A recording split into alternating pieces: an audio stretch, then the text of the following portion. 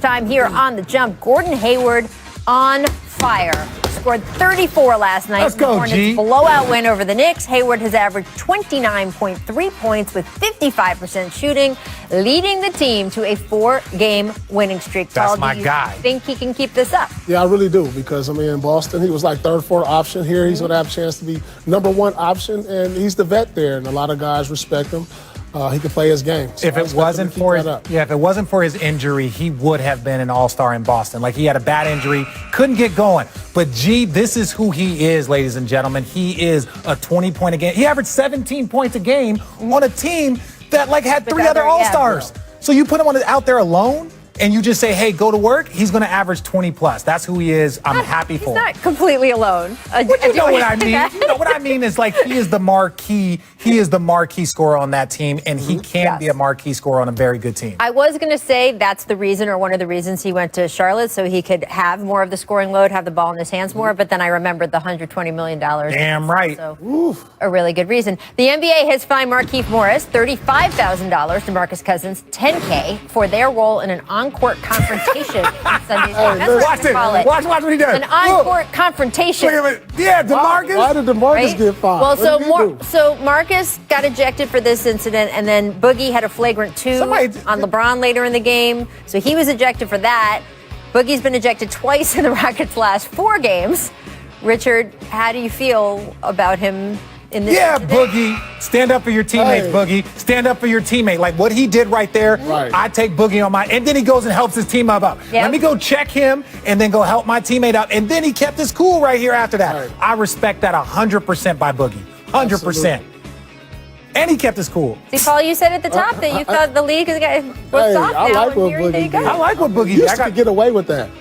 Chuck a guy when he come through the lane. That's when he clubbed Bron. He clubbed Bron the next play. Bron flopped. Stop flopping, Bron. Wow. It's time for our League Pass game of the night. There are 6 games on the slate tonight. Remember, Celtics Bulls has been postponed due to, say it with me, COVID protocols. Lakers Rockets are more. So our producers can't get it either one of those. They picked Heat at Sixers, 7 o'clock Eastern for our League Pass game of the night. Now, Philly enters tonight's game on a 3-game losing streak after starting the season 7-1, but you don't need to look very far to understand why, because the injury report has 15 players out tonight between both teams. Butler and Dragic are out. Who's on the court? Harris is out. Simmons probable, and a veritable plethora that you can see on screen. This game can't be playable, right? And all of these guys don't have COVID. It's contact tracing. That's what I'm saying. The contact tracing. If you need to get some more education on this. Do they all these players? I'm going to pull you off national TV all talking of these about this. Players have COVID. All of these players. No, but the way you stop a huge COVID epidemic running through the NBA where everyone is infected is by taking away the immediate circle of close contact. Immediate circle? You took away 2 teams. Well, that's not all from one guy. Do you want to know how? Okay, you want to know how you stop the spread of COVID? By doing what you're doing. Do you want to know how you stop the NBA? By doing what you're doing. No, and I understand in the health and safety, I'm not being negative. I'm just saying there's 19 players out and not all of them have COVID. No, but in all seriousness, this is what the NBA is trying to do to get through the season. If they just stopped the season, if the season shut down until all these players were vaccinated, the dent long-term in the league might be unrecoverable. You ever seen Taken? You ever seen Taken? I don't know if I'm going to watch the game now. Good luck. I'm not sure I can watch that game now. I'm going to watch it. I'm going to watch it just so I can laugh about it. I want to remind everyone from the top of the show, the new protocols that the NBA and the players agreed to today, players and staff. They have to just stay at home when they're at home, except for team activities, outside exercises, or essentials like going to the grocery store. Meetings, 10 minutes, no more in person. All attendees have to wear masks. Lucky 10 minutes. No pre- and post-game interactions like elbows or fist bumps. Meet me at the grocery store. Meet me at the grocery And I was about to say on the road, they were limited to their hotel and no longer able to have one or two, quote, close friends as guests. And apparently Latest on Kyrie Irving's status after missing the last 3 games due to personal reasons. Stick around to find out why the league is now investigating and examining this video of Kyrie maskless at a family party. At least they watermarked it. What website is this on? He has missed the Nets' last 3 games due to personal reasons. While Irving was already ruled out of his 4th straight game tonight against the Nuggets, sources tell our Adrian Wojnarowski and Malika Andrews that he is not expected back with the Nets at any point this week.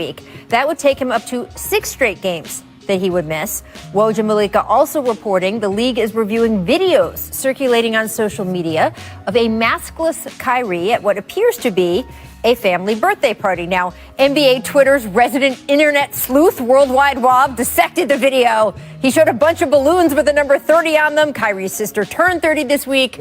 Of course, it's the league's office investigation that counts. But if the video is found by the league to be recent, that behavior would be a breach, guys, of the league's coronavirus protocols. Quick reminder, if a player misses a game for a COVID violation, he loses 1/72nd of his salary, only 72 games this year. That would be roughly $460,000 per game for Kyrie. Richard, you call Nets games. How do you feel about this current situation? It's a little frustrating from the standpoint of, at first, Steve Nash didn't know why he was missing time, right? Like, he was like, I haven't spoken to him. Then obviously there was some sort of communication, and it was personal reasons. That's fair. But within the personal reasons, no one's saying Kyrie can't celebrate his sister's birthday. No one's saying he can't. Well, the NBA is saying he can't do that in a group without him. But I'm saying that with what we saw there, they're saying you can't do. But you're saying, like, yo, you want to have 5-6 people over at your house. You want to have 10 people over at your house. You want to get rid of cell phones and be like, hey, no cell phones. This is a private part. We did COVID testing coming in. This is what we did. Fine.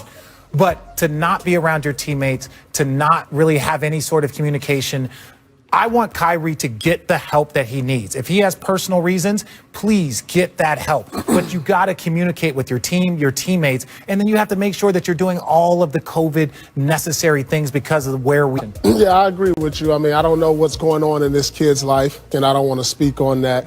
Yes, he wasn't abiding by the rules at this birthday party. If it was recent, we don't have that confirmed yet. You know, you have to have verbiage with your teammates, with the organization, because stuff like this can cost y'all games. Because if he's ready to go, but then he has to sit another 7 to 10 days because it has to be in protocol, you're not thinking about the team or the organization. And so, but handle what you need to handle. Get back. I hope he gets back okay, but you still got to play by the rules. Yeah, and there was a lot of talk about James Harden, right? James Harden is was trying at the time. He was like, oh, I'm done in Houston. He's trying to go someplace else. Well, Brooklyn is where Kyrie wanted to go. Brooklyn is where Kyrie wanted to be. Kevin Durant, they was like, this is the team. This is what we want to build, establish. We want to do it together, and we want to go on this journey. So your behavior now doesn't look like that, right? If you're unhappy for whatever reason, get the health, get the happiness that you need, but understand that the game will continue to move on, right? If you don't want to play basketball, we'll support you. Many of players have been activists, Kareem Abdul-Jabbar, Jim Brown, so many people. Like, we're not trying to take away from your activism if you need time off, but also if you need time off, then go get it. But right now, it's just a bad look. And he doesn't owe it to anyone, to us. But the league will continue to move on whether or not he participates in it or not. Richard, I don't know. I'm talking to Nets players because, again, you're with the team sometimes calling their games.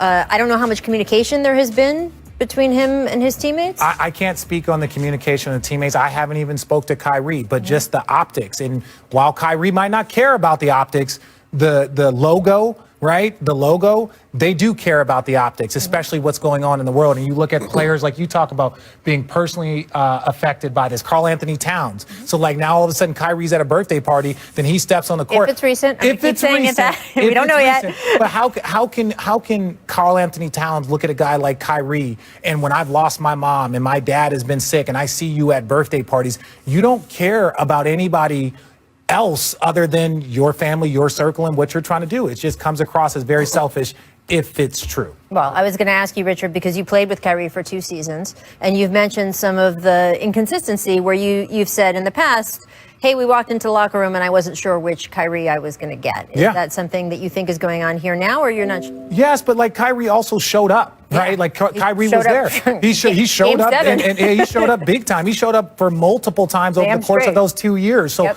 I think that's where Kyrie gets a lot of a pass. But the minute Kyrie has left, once he left Cleveland, and it wasn't great, but there were some reasons why you understood it. Mm-hmm. But he went to Boston, and then even his short amount of time here in Brooklyn, it is not going, the way that anybody wants. And so there's a lot of places in Boston and in Cleveland, they're sitting back like, hey, this is kind of what we told you, like you don't know what you're getting.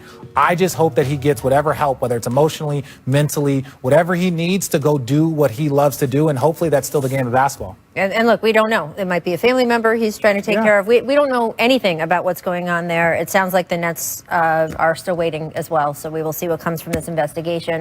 Today's opening tip, CJ McCollum hits a clutch jumper to give the Blazers a 1-point lead. Less than 10 seconds left in the game. This is nice. That's Producer nice. Bomber from Portland would like to know if CJ stands for clutch jumper, Richard. That is a beautiful jumper. It doesn't stand for that, but this wasn't in Tampa, was it? No, where is this in Portland? This is in Portland. Okay, What yeah. does CJ actually stand for? You will have to find out. I don't know that about CJ. Yeah, it stands for Christian James. Says Producer Steve. Yeah. There you go. See, on The Jump, Never we knew that. answer all manner of trivia. Welcome to The Jump. I'm Rachel Nichols alongside Finals MVP Paul Pierce, NBA champ Richard Jefferson, who right before the show came on said that we were just all angry at him for how good he looks. So That's true. you That's can true. Look at make this. the Come on. judgment Come on. about whether that is in Where's fact my the case. close-up? Where do I get a close-up? You get no close-up on anything. We are socially distanced, in fact, here in our LA Smoldering. studio. Later in the show, you are going to hear Christian James McCollum compare him